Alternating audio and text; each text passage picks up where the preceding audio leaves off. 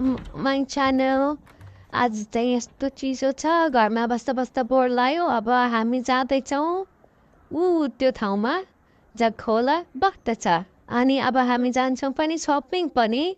अब यति पैसा लिएर कहाँ जाने होला? अब तपाईँ सोच्दै हुनुहुन्छ होला मैले चस्मा र यो ग्लोभ्स किन लायो भनेर। अब थाहा हुन्छ हजुरलाई।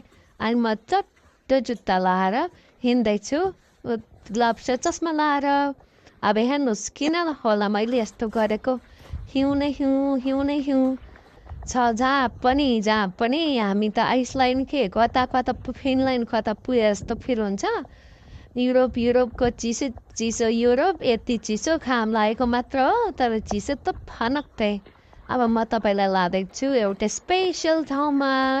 अनि यो चाहिँ वे टु द खोला होइन, हाम्रो खोला छ